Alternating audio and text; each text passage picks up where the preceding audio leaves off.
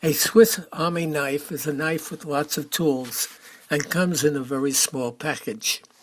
In addition to a good blade, it has a screwdriver, scissors, nail file, and can open a can of beer. The iPhone has lots of tools also and is like a Swiss Army knife. In addition to being a telephone, it has a voice recorder, camera, GPS, and it can link into the net. It won't help with a can of beer, but if you're lost in the woods or stranded on a highway, it too can save your life.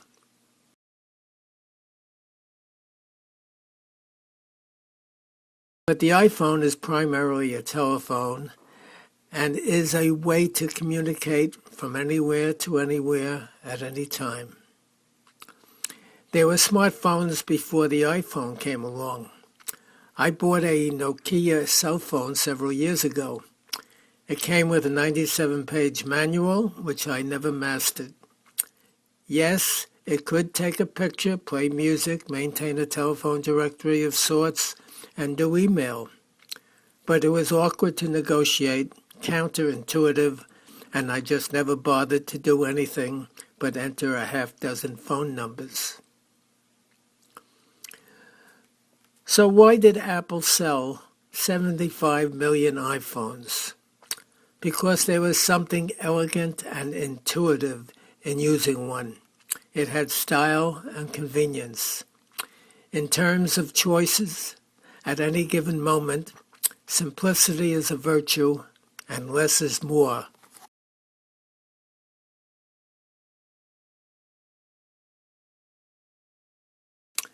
And what is true for the iPhone is equally true for the iPad. In fact, more so. The iPad is having a profound effect on the personal computer. And it's not just style. Our computer desktops are host to a free-for-all with 1 million enterprising companies muscling their way into our screens to hawk a product. Our desktops are cluttered with drop-down menus inside of drop-down menus. The moment we complete a search, we are fair game for anyone selling a related product. While it is understandable that once you enter a site, you are at the mercy of its owner, you are confronted with an awful array of confusing choices before you even get there, and subject to uninvited pop-ups after you leave.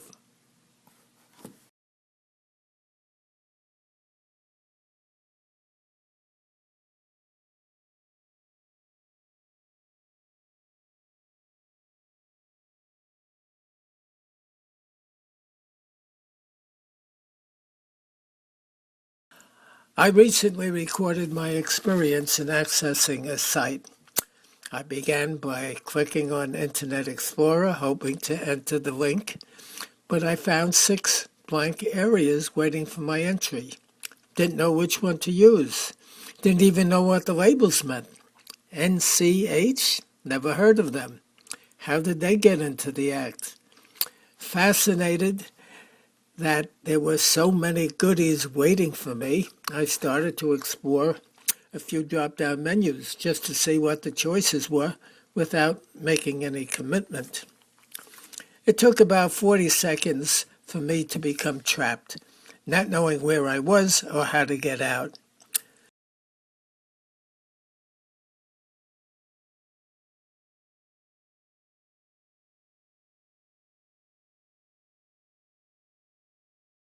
It's true. When something exceeds your ability to understand how it works, it sort of becomes magical.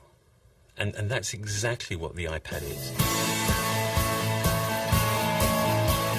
It's hard to see how something so simple, so thin and so light could possibly be so capable. The iPhone was a revolution, and we learned so much from it and developed so many amazing technologies and all the applications, the multi-touch user interface. It was truly an incredible breakthrough product. We wanted to take all of that and apply that to a whole new class of product. The iPad is the best web surfing experience, the best email experience, the best photo and movie watching experience. It's going to change the way we do the things we do every day. The face of the product is pretty much defined by a single piece of multi-touch glass, and that's it. There's no pointing device. There isn't even a single orientation. There's no up, there's no down, there's no right or wrong way of holding it. I don't have to change myself to fit the product. It fits me. We looked at the device and we decided, let's redesign it all. Let's redesign, reimagine, and rebuild every single app from the ground up, specifically for the iPad. And with this large a display, you get apps that aren't just a little bit better than their smaller counterparts. You get apps that are an order of magnitude more powerful. The iPad is the best way to browse the web, for the same reasons that it just feels right to hold a book or a magazine or a newspaper in your hands as you read them. It just feels right to hold the internet in your hands as you surf it. And with a screen this large, you can just see more of the web as you're surfing it. Now, take the New York Times. You can see all the top stories. They're all just right there. If you see something, you just reach out and tap it. It's completely natural. You don't even think about it. You just do. The iPad is a world-class email client that's incredibly fun, but very productive. You can go through huge quantities of email really quickly, and it's fun because you're doing it all with your hands. When you want to compose a new message, the keyboard automatically slides up from the bottom. And this keyboard is practically the same size as a laptop's keyboard. If you want to focus on a single message, just rotate to portrait, and everything else gets out of the way so you can concentrate on the content you care about. iPad is absolutely the best way to view and share your photos. You see every one of your albums there as just a stack of photos. And you can just pinch open to peek in a stack, or just pinch it open and look at all your photos. If you want to share with a friend, you can just flip over the iPad, and the iPad automatically flips the photo to the correct orientation.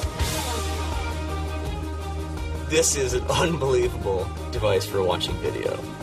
The user interface we built for this is just fun. When you see something, you touch it with your finger and it starts playing. There's no delay. The quality of this video is amazing. You can double tap, fill the whole screen.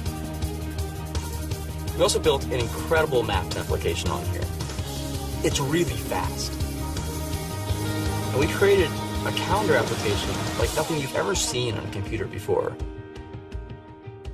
Another app we're really excited about is called iBooks. When you couple books with a high-res color display, reading an ebook is just such a pleasure. And not only can you read books on it, but the UI actually flips over to reveal a bookstore behind it. And with a tap of your finger, you can purchase and download a book and immediately start reading it. So now we have 3 phenomenal stores on the iPad.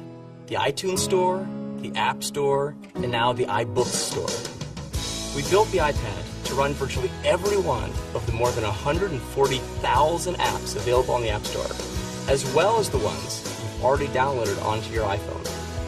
So the apps you use every day and all the games you love playing will run on your iPad right out of the box.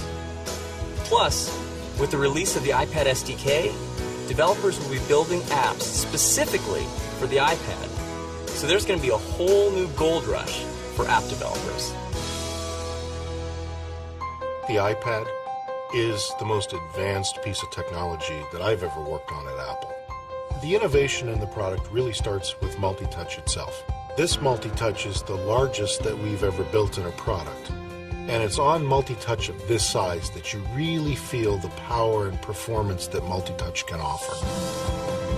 By putting well over 1,000 sensors in this multi-touch design, the level of multi-touch accuracy that the customer will experience is unprecedented. When you take the product out of the box and hit the power button, the display immediately comes to life. And I think our customers' experience with that will be, wow, this is a really vibrant display.